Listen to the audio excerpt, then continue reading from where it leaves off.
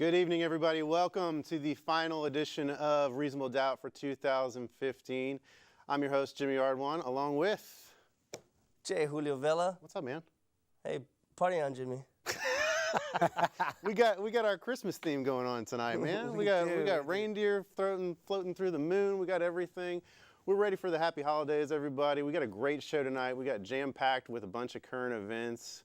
Julio, of course, is here. He's going to be by my side for the entire show. And we also got with us two of the best criminal defense lawyers in the city, best young criminal defense lawyers in the city, also known as... The whoop-ass lawyers. That's right.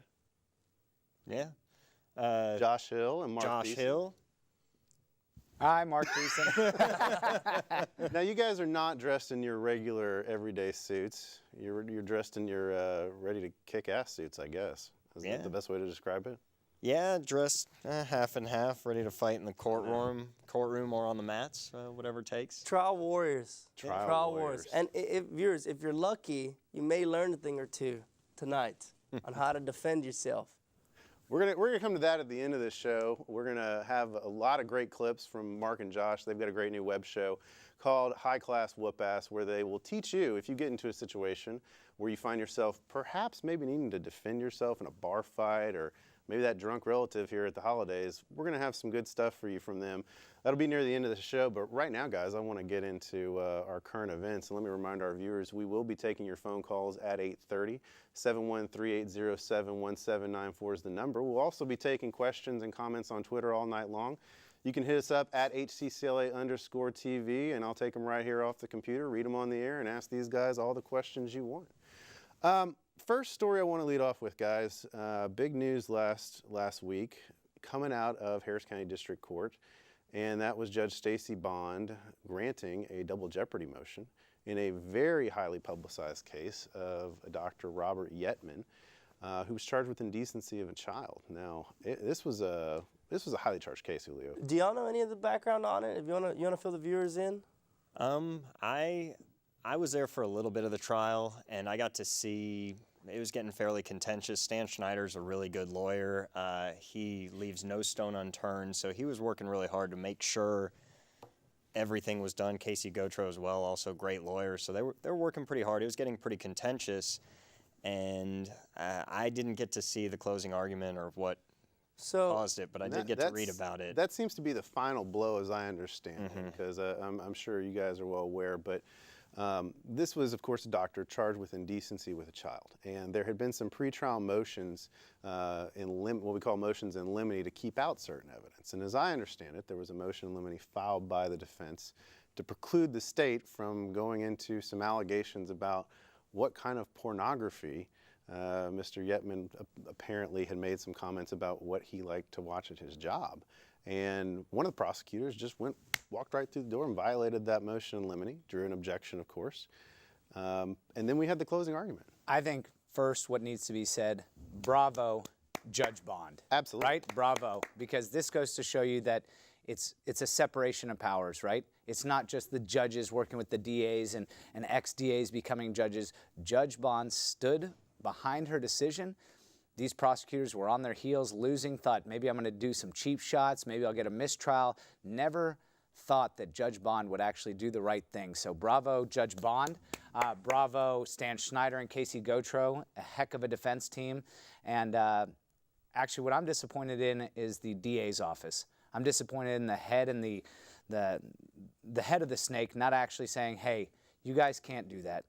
That was improper. Instead, they never even when Kelly Siegler was getting in trouble, I've never seen Devin Anderson or any of the DAs say, oh, we don't support that kind of behavior, right? Again, it was absolutely improper behavior. The judge ruled on it, ruled correctly, had held findings of fact, stood up to the DA, and what Devin Anderson should have done is said, you know what, I don't condone that.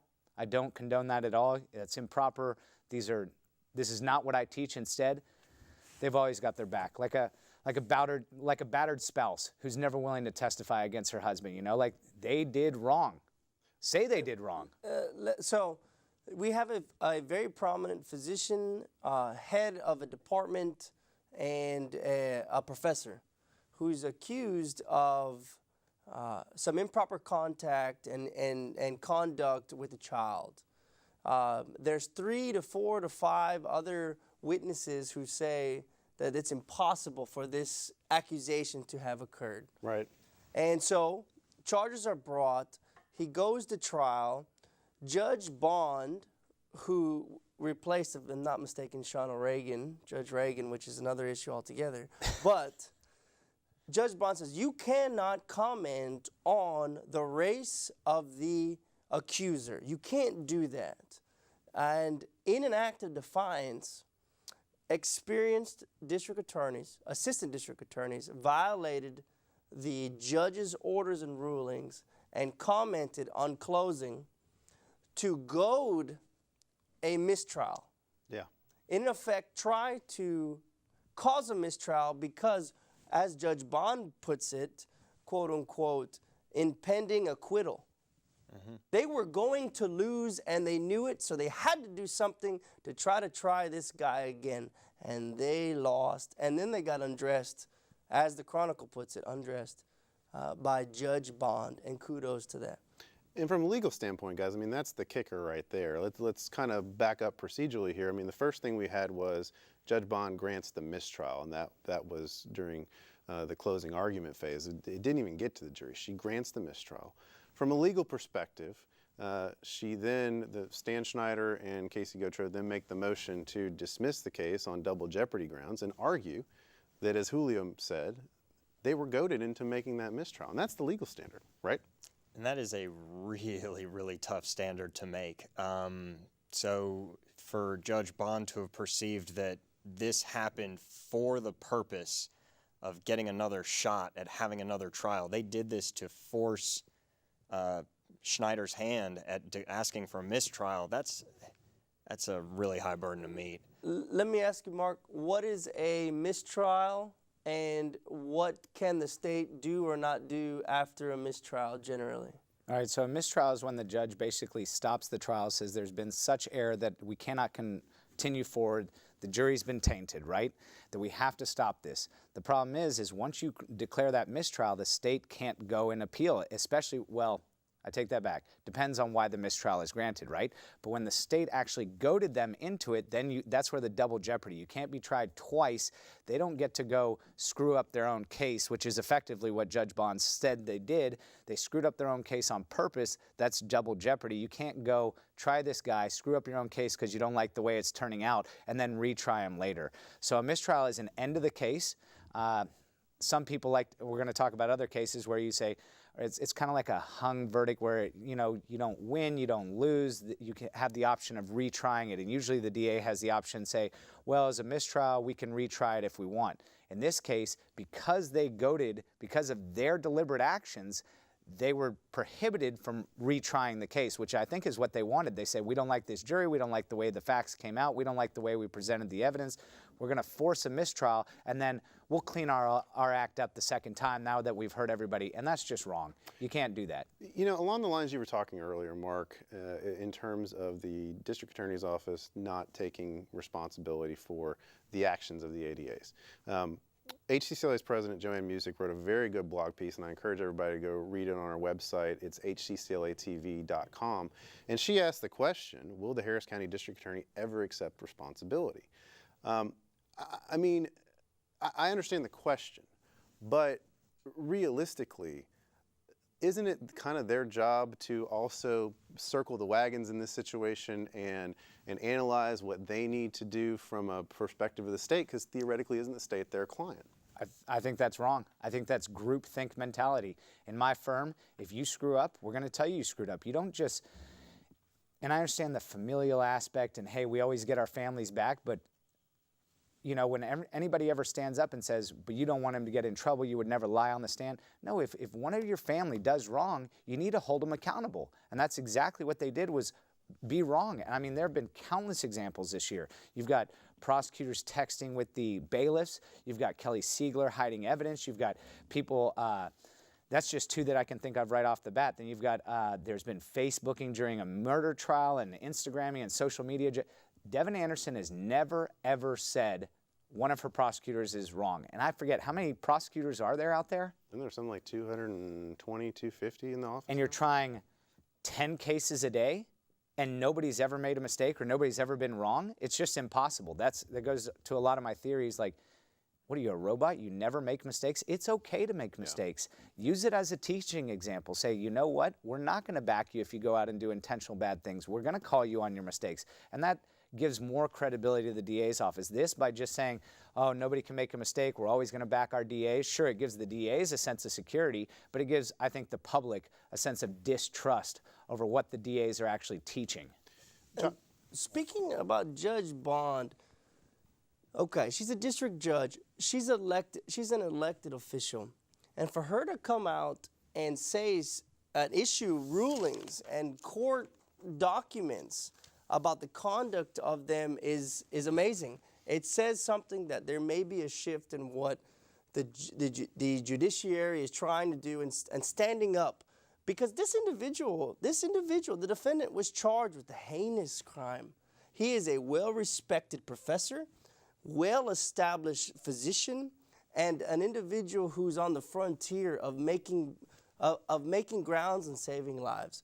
Here, Judge, in her order, Judge says, the prosecutor's arguments, attitude, and sidebar comments before the jury impugned the dignity of the court. The prosecutor's attitude and provocative sidebar comments displayed open and obvious contempt for the court's rulings. The prosecutor's arguments and remarks clearly demonstrated that she was unwilling to limit the scope of her statements to permissible areas of jury arguments. In other words, Judge Bond is saying, you are out of bounds. I told you you're out of bounds. Don't go out of bounds, and they did it anyway. Josh, the DA's office says they're going to appeal the ruling. Sure. They're going to hope, in their hope, retry the case. Given the record, as we know it to have been reported, and given these extensive findings and facts of findings of fact and conclusions of law, what do you really realistically think the chances are of them prevailing? It's hard to say realistically. The findings of fact that Judge Bond wrote are pretty ironclad in terms of what she believed to be witness credibility, what she believed to have happened, what she saw with her own eyes. And unless an appellate court can find that she abused her discretion, basically there's no good basis for what she said, then they can't flip her ruling.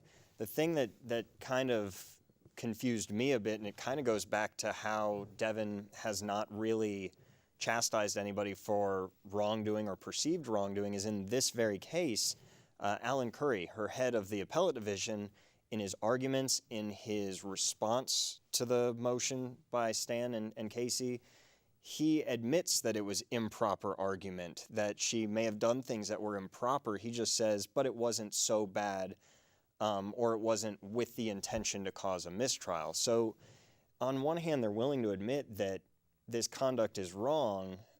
From a legal and appellate standpoint, it seems to me that from a PR standpoint, somebody up high should have said, yeah, there was a mess up, but we don't think it goes to this level. That would have been it would have been a lot less disingenuous to hear that than we don't think there was any wrongdoing. But the way Judge Bond wrote those findings, I think it's going to be pretty tough. I think it's going to be pretty tough for an appellate court to reverse that. And let's make it clear, when we go to trial and we defend individuals, it's the state of Texas versus Joe Blow. It's the state of Texas versus Joe Smith. And the only person that's between them and all their power is a lawyer. Mark, have you been in situations where maybe the government has cheated in situations, and if you can talk to us about some of your experiences? You're a trial warrior. Have you been in those experiences? What kind of remedies have you seen? Or is it just kind of free-for-all? Honestly, I do a lot of misdemeanor DWI work, so I'm in trial a lot against young misdemeanor prosecutors, right? They're a year out, 2 years out, and I've seen the worst flagrant fouls out there. And I've even called prosecutors to the mat, and they go, oh, I'm sorry, I didn't know.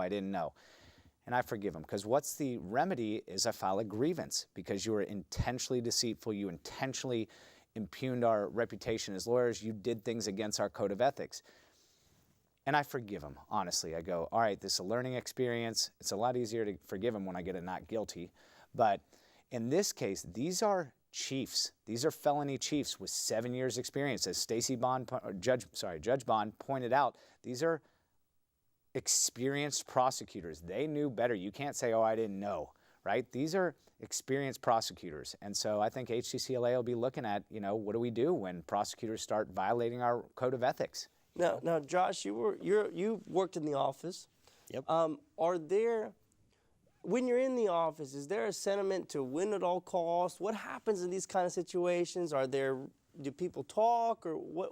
I mean, what happens in this kind of deal? I'll tell you, when I was a prosecutor and now as a defense attorney dealing with prosecutors, I'll say there's a split. You get some people that follow the law, they study the law, they're caught up on it, they train people correctly, and you get some people that just have poor training and they think, well, the law says this kind of skirts around that issue. I can get around it by using this theory instead, and they're trying to be overly creative in ways to get around it, and in doing so, you're kind of violating the whole purpose of that rule being there.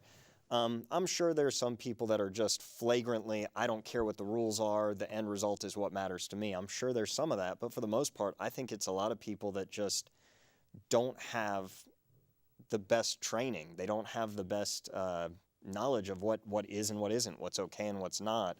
And when you get somebody that's trying to find creative ways to get around something, to skirt an issue, that's pretty problematic. What are some of the things that you've seen where there's a flagrant disregard for a judge's ruling or an order?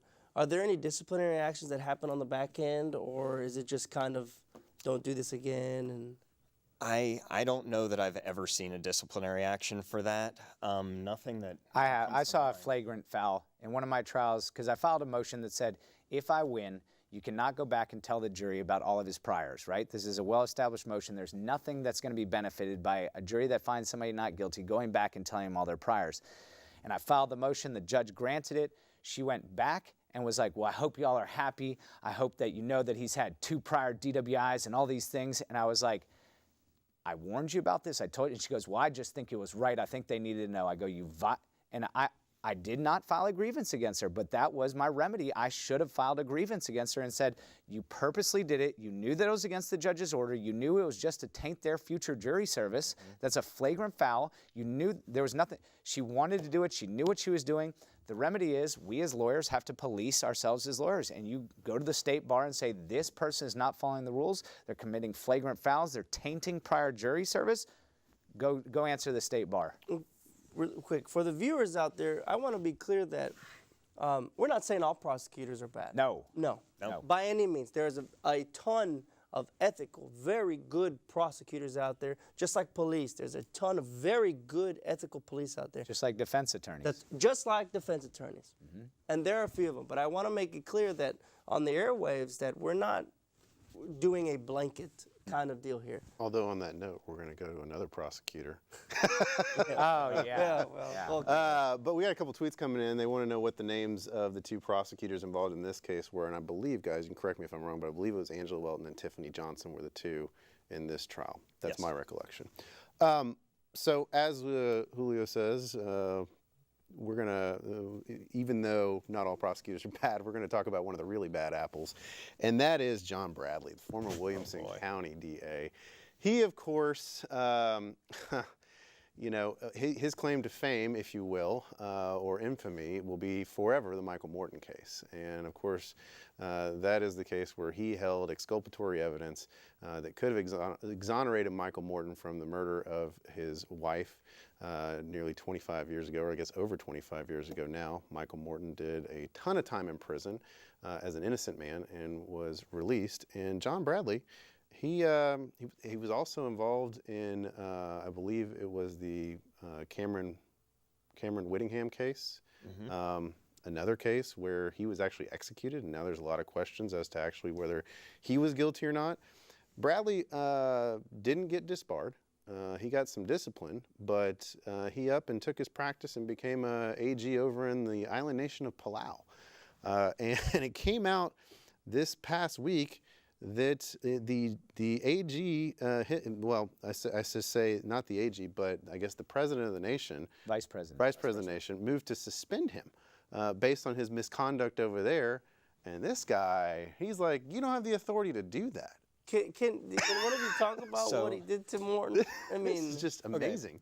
He fought for 6 years. Michael Morton spent an extra 6 years in prison because John Bradley kept blocking testing of certain evidence that ultimately not only exonerated Michael Morton, but identified the real killer. So by blocking that for 6 years, you're keeping a man in prison and not letting everybody else know who actually did it. So that was pretty bad in and of itself. But man, John Bradley, when I was a prosecutor and I had access to the, what was it, Texas, whatever the prosecutors group, I forget the name right now. Off the top of my head. TCDA. Yeah, TDCAA, Texas District and County Attorneys Association. They had a listserv. John Bradley was posting on there all the time, and I would get on there if I had questions about certain things that I was looking at with a trial or a case I was working on. And the stuff that he would write made my skin crawl when I was a prosecutor because it was just so aggressive, over the top. It's a prime example of, I don't know if he wanted to be dirty or if he just truly believed that he had the right guy and rules be damned, I'm going to find the most creative way to get around this rule that's my speed bump.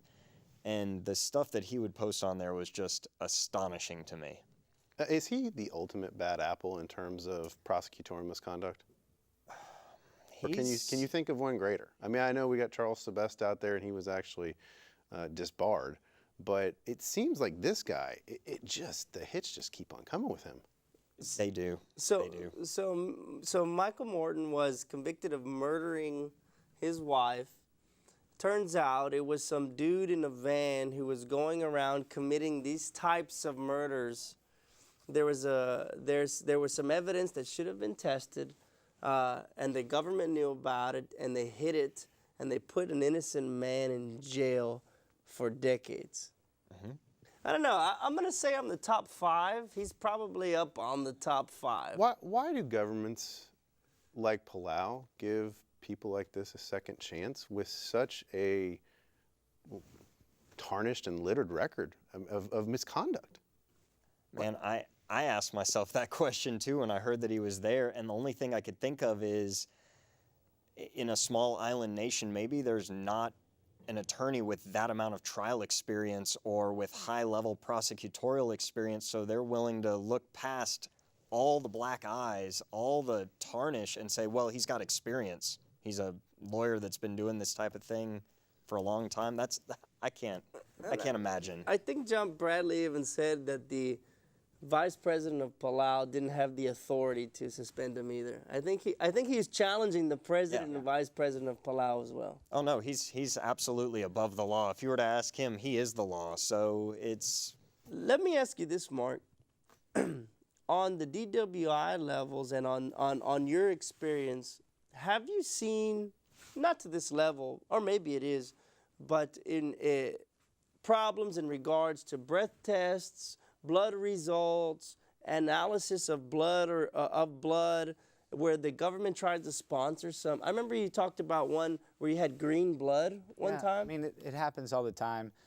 I'm not going to say anything about John Bradley because, as my mom told me, if you ain't got nothing nice to say, don't say anything at all. I'll come back. The only thing that keep Mark Thiessen's mouth shut, right? I'm on TV. You can. Anyway, but let your have I pants do the seen talking. this? It happens every day in forensic science. You'll read about it all over the nation where they're testifying and then they get shown. I mean, it happened to Dee Wallace down in Brazoria County. She was fabricating evidence. Amanda Culbertson was a whistleblower against the bat vans here in Houston. I mean, it happens in New Jersey. All it takes is, it's just a matter of time, and you realize there are bad apples in there cutting corners, doing what they think is God's worth. Have y'all ever seen that movie with Matthew McConaughey where it was the hand of God killings, Frailty, where they believed that God was telling them that they needed to kill these people, and yeah, they were committing murders, but it was under the word of God. It's based on a true story. You've got zealots out there. You've got yahoos, and they can go to law school and they can become doctors and start killing people because that's what they think is right. They can go start prosecuting people and disregarding all the evidence. I think he's one of those outliers, right? What are the checks though particularly in forensic science? Because we've seen issues with now. Oh, guess what? It's not for DNA. It's not 1 in a million chance. It's actually 1 in 3 for forensic in breath or blood analysis. Oh, certain states are going to give X amount of information, but this state's only going to give a limited amount of information. Just recently, we've heard of. I just received a Brady notice from another individual on some of our technical supervisors here, Gooden, that she was mixing up breath samples and blood samples and messing. And the memo from Dick Bax said, I don't believe this rises to the level of Brady, but maybe if you have them on your case, you might want to consider it. And then in the memo, it says that she switched a tube, which is clearly something you'd want to impeach her on, and that her supervisor said, I didn't write her up formally because it could lead to a worse cross-examination of her on the stand, which is exactly impeachment. I mean, that's... I'll tell you the check system. It's educated defense attorneys who learn the science, right? And then it's honest prosecutors that find something and say, you know what, I'm going to do what's right. I'm going to turn it over to you, right? Those are our checks and balances. You got to believe in the good in the prosecutors, and you got to have educated defense attorneys willing to try these cases to stand up to the system. Is it possible, guys, to be a good and ethical prosecutor and also be a zealous prosecutor? 100%. Absolutely. Absolutely. I know. I would actually venture to say 75, 80% of them are great prosecutors, even 90%. You've only got a few bad apples out there, and Devin needs to weed those bad apples out. I like most prosecutors. I'm friends with them. I think they do a fantastic job, you know? But you've got a few bad apples, just like we have a few bad apple defense attorneys. But, you know? Let me ask you, Josh, do you think it's training? Do you think it's fear of job security? What do you think are some of the internal checks that can help this? Because most of them are good. I mean, like I said, this isn't everybody. It's a few of them. But what do you think is the issue? It's not everybody. I think a lot of it does come down to training. When you have the general counsel saying something like that is not Brady, and that's what they're teaching people, that's problematic. I think a lot of it is just the culture and the environment of the DA's office generally, where people are trying to get to the top, and some people are able to do it quickly. Some people are friends with the right people. Some people just happen to get sandbagged by a bad chief one time, or they make one mess up, and the chief they have is, rather than trying to teach them through it, help them through it, they give them a terrible evaluation and sandbag them for promotions and stuff like that. So I think part of it is the mentality and the culture. You get a bad chief or a bad court, a bad experience, you're kind of screwed. And some of it is just bad training. I want to switch topics a little bit. We're getting close to the 8:30 hour right now, and I want to remind everybody we're going to open up the phone lines here in about a minute and a half. So go ahead and get your phones ready. 713-807-1794 is the number. Call in for Mark Thiessen, Josh Hill. Of course, me and Julio will be here as well. You can ask us your questions. Got Twitter up and running at HCCLA_TV. Guys, I want to kind of switch gears, stay local a little bit before we turn to some more national stories. And I want to go to this jerk, best way to describe him. And I think we have a picture of him that I want to put up on the screen if we got it. This guy decided to go out on I-45 on the Pierce Elevated. And we got a picture of the nice computer layout as well going on. Full screen, full screen, man, full screen. There we go, we're getting closer. And this guy drove 4 of his cars. Had buddies, they drove 4 cars, four cars deep, and they decided to shut down the freeway. On I-45 is its elevator right there on the west side of downtown.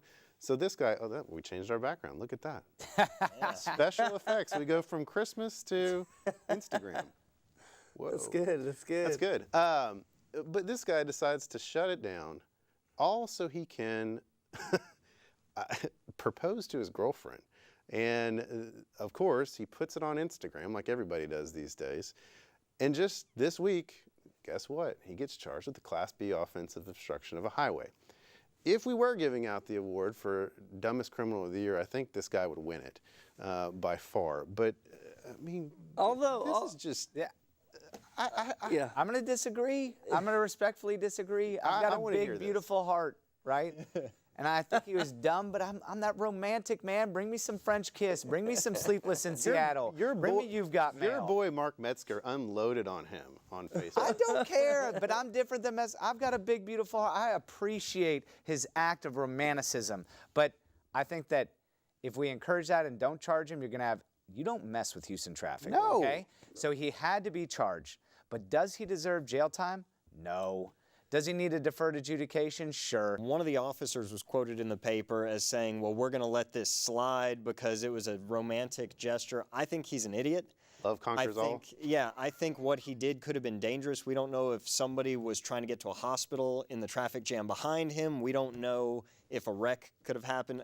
Any number of terrible things could have happened. But when the police initially don't charge him and one of them makes a statement saying, well, we think this guy has a big heart and we think this is kind of a quirky thing that he's doing, it's going to be really hard for a prosecutor to overcome that in a trial when they put their officers on the stand that ultimately did charge him and say, yeah, well, this sergeant said that it shouldn't have been charged. What if someone had gotten hurt? You, in your experience and your opinions, if someone had gotten hurt or died, what kind of charges would it come? Maybe a little bit of negligent homicide, maybe a little bit of, what are you thinking? It depends on which prosecutor was looking at it. Some of them would try and be real creative and make a murder out of that one. But it's really hard to say. You got some sort of, there's negligence there. There's recklessness there. Get it dropped down to obstruction of a highway, a Class B, give him a $500 fine. He learned his lesson. He's going to have to go to court. He's been made an example of. He's going to be embarrassed. He's going to have TV cameras all over him. He's learned his lesson. He was trying to do something romantic. Do I think it was criminal? Technically, I guess it was criminal, but I'm still that big, beautiful heart, man. I got a heart. I'm not jaded, you know? I looked up his criminal history. The guy got 0. Yep. He got 0.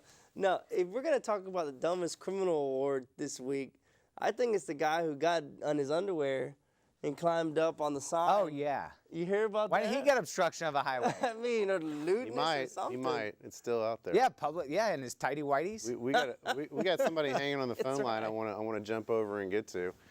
Hello, thanks for calling Reasonable Doubt. Hey, yeah, you guys kind of took my question. I appreciate that, but I was just wondering if there had been like an ambulance in the line or something, or in the traffic, and someone had died or been seriously hurt by not getting to the hospital in time, would there be any criminal charges there?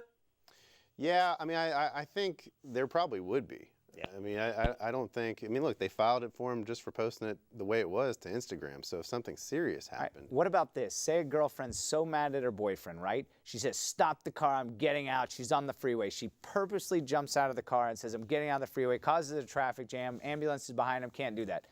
So if you purposely act and disrupt traffic in the heat of passion or something, don't you have a defense? Are we really going to criminalize love? Yeah, there you go, JV. We should have done this segment closer to Valentine's Day. I do a little this, little that. It is what it is. But what was it? Alabama wrote a song, "Love in the First Degree." I know, man. I'm staying out of this. I'm a big lover. You can't do this. People don't have mimic copy crimes, but is this really criminal? Are we going to send him to jail and ruin his career and life, label him a criminal for the rest of his life just because he loved his woman and wanted to do something extravagant? I think his only saving grace is that nobody got hurt. Yeah. Nobody got hurt. If someone got hurt, I think we'd have a completely different discussion like the caller asked. I think it's love, not crime. Let's do a hypothetical. The guy on his underwear on top, what's he charged with? What'd he do? I didn't even hear about this one. He climbed on top of the freeway sign, the big green sign, and was yelling, "I want to go back to El Salvador." Well, he caused a traffic jam because he wouldn't get down. So the police, he caused a traffic jam. I don't know if he purposely wanted to impede. But you're going to get, Class C, blocking a moving lane of traffic. Class B, obstruction of a highway. Yeah. Public. Maybe lewdness? Is he trespassing on the sign? Yes. Trespass. There's a whole, I don't know what was going on. Maybe he was on drugs. I think he just wanted to go home. I'd have a or competency argument there. Send me. What if I was stuck in El Salvador? I don't think I'd get on a sign and be like, "Get me back to America." I don't know about that. I think that was a good Let you idea. out of El Salvador if you were standing on the freeway sign out there. All right, enough fun and games for the night. Let's turn to a couple more serious national issues before we have fun at the end of this show. I wanna cut to this video of this just crazy story out of California. A gentleman was driving his car and at a high rate of speed, lost control of the car. It starts a rollover. His I guess girlfriend was ejected from the car and killed. As the car is on its side, he goes to get out of the car, and as you'll see in this video, the officer, just in cold blood, just takes him out. If you can't roll the video. That's all the way from the beginning.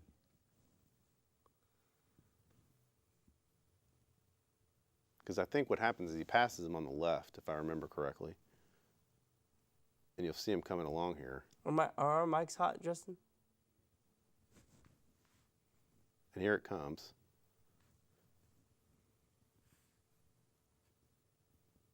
Gets out. He's about to pop his head up. Yeah, he pops his head out. Boom. Boom. I saw two. I saw boom, boom. And his wife's dead on the side of the road or a little bit back. Yeah. And if you keep watching that video, he unholsters 1 or 2 shots. I see 2 flashes, shoots 1, 2, reholsters, walks up calmly. He's just discharged his weapon. A car is flipped over. A guy pops up like a whack-a-mole and right back down. And he's not thinking about this guy's safety. He just calmly walks up, looks in, and then starts looking around for a while. I thought he was looking for his spent casings so he could cover up what he did. And then other officers arrive on the scene, and he doesn't even tell them that he shot the guy. The guy's sitting in the car. If you roll that video all the way through, it takes minutes and minutes before anybody else even looks in the car, and he's not looking at the car. He knows he just shot the guy, and he's just looking around on the floor with his flashlight. And apparently it wasn't until a supervisor was going to go to the bar that the guy who got shot, a supervisor was going to go to the bar to see if he got shot there, that he finally says, "Oh, I may have shot him." May have. Small detail. Yeah. Small detail to forget. I mean, he didn't even hesitate, guys. No. No hesitation whatsoever. And his supervisor said that or maybe it was the DA, said that they didn't file charges because he only fired 1 shot. He did it while he was moving. So he believed that he was following. It was accidental because in his training they show you tap twice. But if you watch, he clearly stops, plants his feet, shoots, holsters, walks back up. And they also said it was accidental because he stutter stepped and was shocked. Let me tell you, if my gun goes off accidentally, I'm going to be like, oh, God. You know, you're going to instinctively be shocked. You're going to be like, oh, my God. No, I saw 2 flashes, puts it back, and keeps going. I did not see anything accidental. I think. And your behavior after the fact is going to be drastically different. You're going to run up to that car, see if he's okay. You're going to be calling for backup for an ambulance right away. It's his action afterwards. It's tragic. Is very telling of what was going on in his mind when he drew the weapon and when he fired. It's murder. I think he was chasing a guy. I think he was in the heat of the moment. He got caught up in it. It's murder. They need to charge him. We've seen some varying results here lately with regard to officer misconduct and the charges being brought to court. Of course, we had the police officer last week who was charged with sexual assault of an individual that they pulled over, and he was convicted, got, I think, well over 200 years in prison. 236 years or something. And then, of course, this week we had the trial of the officer from Baltimore in the death of Freddie Gray, which resulted in a mistrial. Now this trial, guys, had a lot of publicity, not just because of what happened to Freddie Gray, but the trial itself, because it drew a very heated letter from one of the public defenders up there about how quickly this officer was able to get to trial while his clients were have been sitting waiting in custody, and this guy has been pushed up in the line ahead of them. And what happens is they get a mistrial. There was substantial talk about whether or not the jury instruction given to the jury about reasonableness and whether the officer's actions were reasonable in that situation, that is likely what caused the mistrial in this situation, was because the jury had a difficult time deciding what was reasonable. And so when you look at that and you look at this California case, I mean, do you think that stuff like that plays into a prosecutor's mind in terms of whether or not to charge a police officer? Well, I think you got to look at a whole number of things. For the instant case in Baltimore, correct me if I'm wrong, but I think that wasn't the officer that was driving or in the car, in the van. He came up afterwards, was asked, hey, call me a paramedic, and he didn't. So I don't know what they initially charged him with, but there may have been confusion about what his duty was to somebody that he just arrived on the scene. Maybe that's why it was tried first. I don't know much more about the case than that. But in terms of police-involved shootings or cases like this where they do the nickel ride where it just bumps them around. Is that what it's called? Yeah, nickel ride. When you put a nickel in the machine at the county fair and you bump around for a nickel, that's what it is. Right. The problem is the way those cases are coached or are shown to a jury is, well, cops have different training. They're looking at the world through a different set of lenses, so they're given more leeway.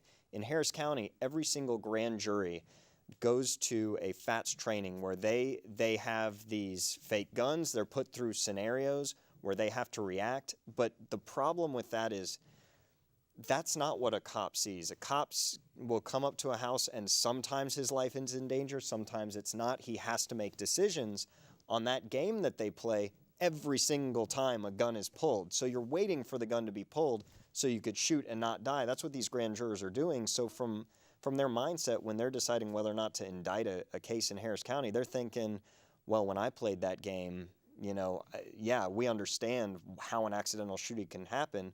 Well, yeah, if you're playing a video game where every single time the bad guy's going to draw on you, you just got to wait for it and shoot back.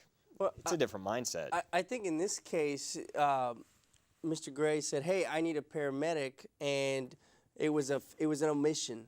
So he failed to maybe call or direct the vehicle to medical attention, for him to seek medical attention. I think he was charged with involuntary manslaughter, among other things, and some lesser included, maybe some official misconduct. And apparently, getting nickel rides is the way you do it out there. 6 days prior, they had to change the policy because just 6 days prior, they had changed the policy in Baltimore about strapping down people or securing them in the back. And apparently there's a little bit of leeway because sometimes it's not safe to do it because people are fighting back or whatever. In this case, again, I don't know everything that was involved, but it's got to be hard for a jury to assign liability to this officer who shows up and somebody says, get me a paramedic, if he hasn't seen what's happened ahead of time, if he doesn't know the validity of that statement. I could see how it could be hard. The flip side is you have this catastrophic, terrible end result, and with hindsight, we all know, yeah, he was rolled around that car, broke a bunch of vertebrae, had a bolt mark in the back of his head that matched up with the inside of the truck. Mark, let me ask you two questions. The first one is, in your experience, are people usually locked up and when they're handcuffed, are they seat belted in the backseat of the car? It's HPD policy. There was just an intox manslaughter case in Houston maybe last year or the year before where somebody wasn't belted properly and a alleged drunk driver went through a light and T-boned a police officer, and that person died in the back seat because they weren't properly seat belted. So it's HPD policy that you have to be seat belted. Interesting. And the second one is, the thing on the policy, are you seeing these policies being enforced or not so much? And I mean, for the most part, yeah, good officers are belting him in. It's never really a problem. But I don't know what happened there. Were they so upset with this guy that they didn't want to belt him in and purposely give him a nickel ride? What I'm trying to think, and I want to ask you guys, because you know that all these officers have defense lawyers, right? Mm-hmm. Just like all the Waco bikers have defense lawyers, right? And then you've got the prosecutor saying, how are we going to make this case? And you've got defense lawyers saying, how are we going to defend all of these? They wanted this guy to go first to test the waters, right? So I don't know if it was because the prosecutors didn't give him immunity, right? Because then defense could have used that and said, oh, we'll give you immunity, just testify fair.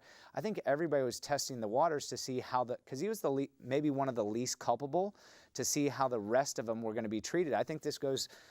Baltimore didn't convict on this.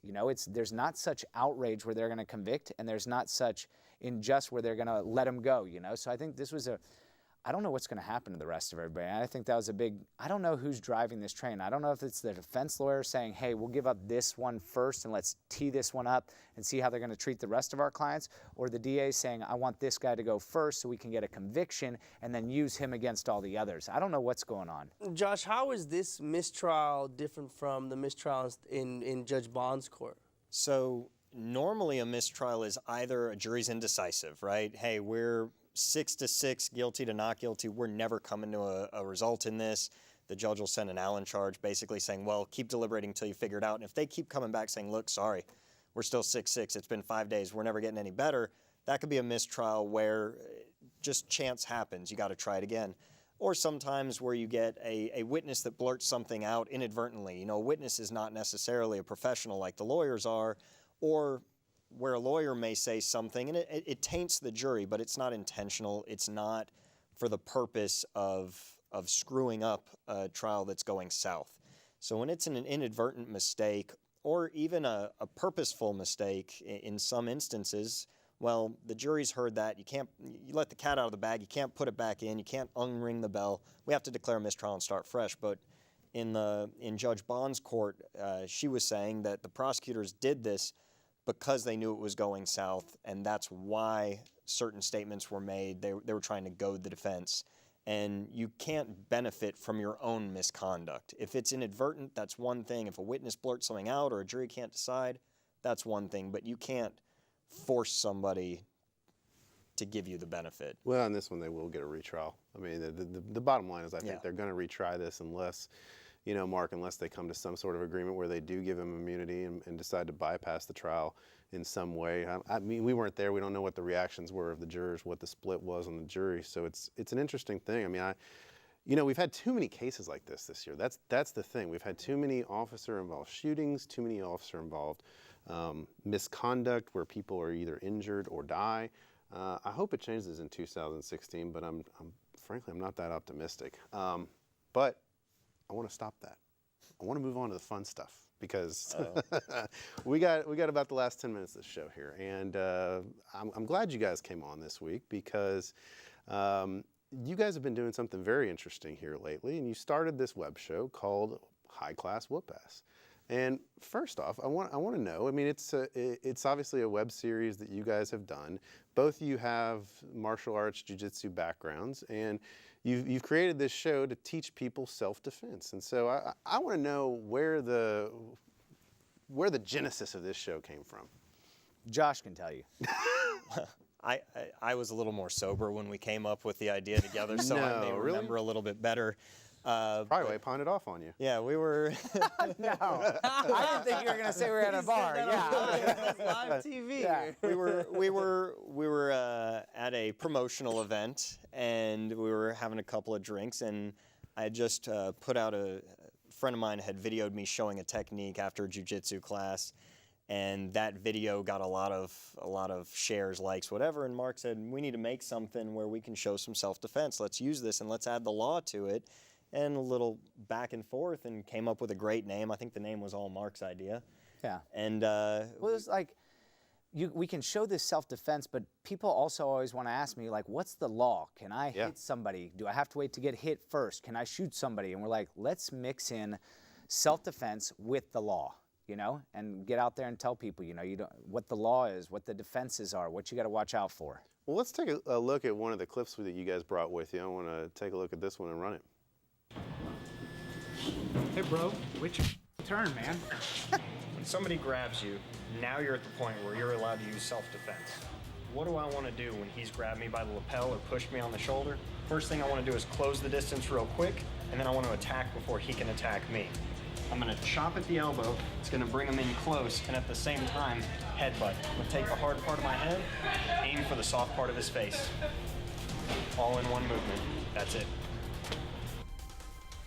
All right, so getting into a bar fight, or getting into a fight in general, is not called fighting. Under the law, it's called assault.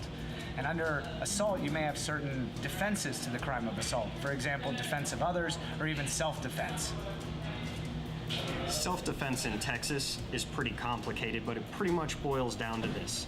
If you are in imminent fear that somebody is going to do you bodily harm, and that fear is reasonable, then you're able to act without having to wait for them to act. If I fear This is somebody's great. going to hurt me, I mean, I applaud you guys because not only is it fun, but it's informative as well. I mean, you guys are taking something that you love, jiu-jitsu, and you're making it practical for people. You're not just sitting here and, you know, oh, we like to fight on screen and show this off, but you're making it in a way that it's actually useful for people. So Yeah. let me ask you two questions. So are you telling me that in Texas, I can hit somebody and get away with it? And B, let me ask you the second question. B, do I have to run? Do I have to get away? So two questions. So can you hit somebody and get away with it in Texas under the right circumstances? Yes.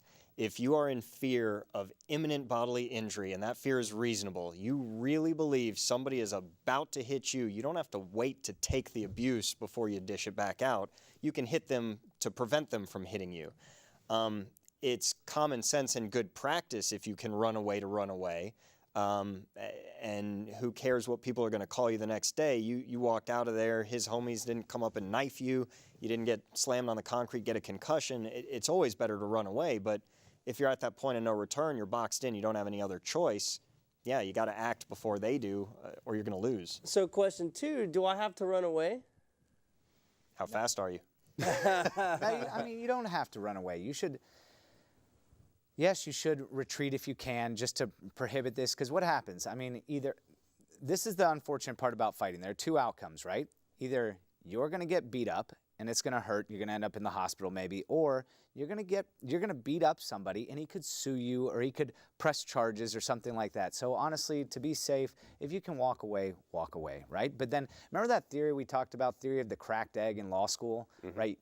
I had a client who had 9 concussions. He played for TCU, he played for the Titans, and he was at a Lights in the Heights party a few years back, and somebody kept messing with him, and he walked away. The guy followed him down the hall. Finally, he was like, I'm not waiting to get hit again. This guy's bigger than me. He's coming after me. I've tried to walk away. Doctor said if I had one more concussion, I could die, and he lit that dude up, and the jury found that guy not guilty. Like, you don't know who you're messing with. I remember that. And you don't know, that guy can't take another shot, and he's justified, and he's feeling fear, he's going to light you up. Let me ask you question 3. What kind of force can I respond with? Reasonable force. You can only match deadly force with deadly force. Like, if some guy's just going to fight you with his hands, you don't know anything about him, and he's just going to box you out, you can't pull out a gun and shoot him. Now, if a guy pulls a gun on you, do whatever you want, right? Because you're in fear of your life. You're going to have to, he's got deadly force against you. And that goes gun, knife, bats, chains, anything like that, that's all deadly. Those are all deadly weapons. It's got to be proportionate, If I think you're going to cause me to have a bruise or a black eye, I can't drop a nuclear bomb on you, but there's a proportionality element to it. You know what, man? I'm sick of all this. You want to see something, JV? I'm sick of this. You want to see what happens? I'm ready. I am so sick of this. All right, I'm ready to go. To Montgomery County. I have not been to any Christmas parties yet, but I got to go to the Montgomery County Christmas party after this. That's why I'm wearing these fancy pants. Sure, yeah. JV, I'll show you the first one. I'll show you my favorite thing, which you always got to watch out for. We only got 3 minutes. All right, so he's going to do it quick, but guys love taking that right haymaker or just grabbing you, right? My favorite is the arm drag. When you come across with that right, I'm going to get behind you, spin around, hook this arm underneath. I'm going to touch my hand to my bicep.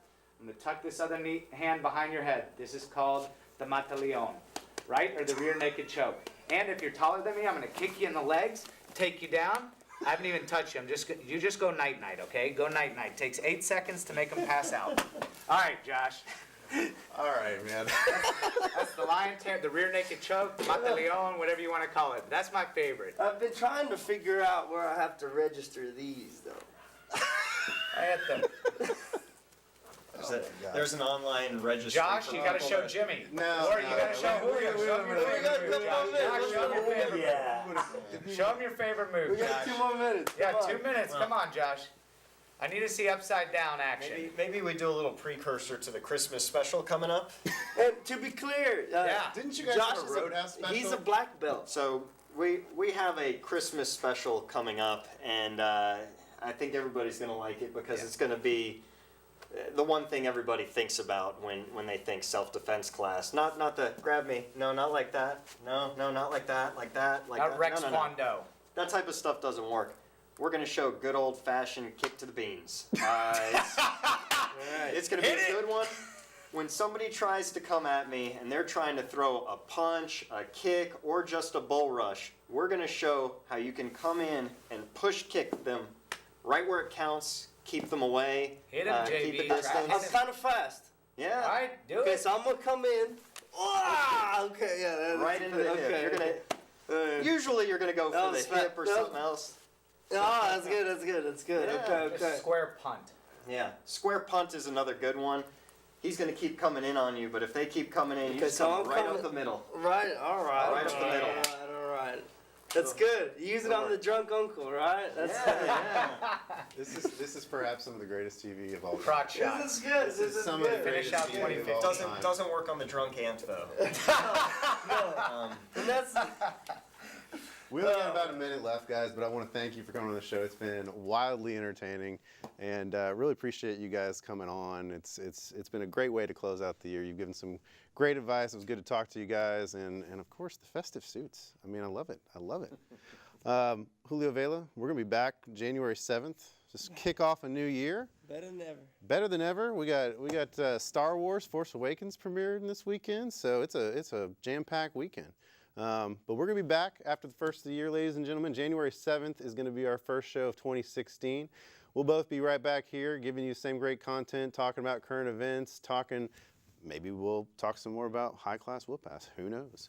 But we encourage you over the break to go visit our website, www.hcclatv.com. You can find all our past episodes there. We also have some 60-second law lessons. We have some great posts by our president, Joanne Music, and other members of HCCLA. I encourage you to check it out. Follow us on Facebook, like us on Twitter. And that's all we got for this evening, ladies and gentlemen. Good night and happy holidays.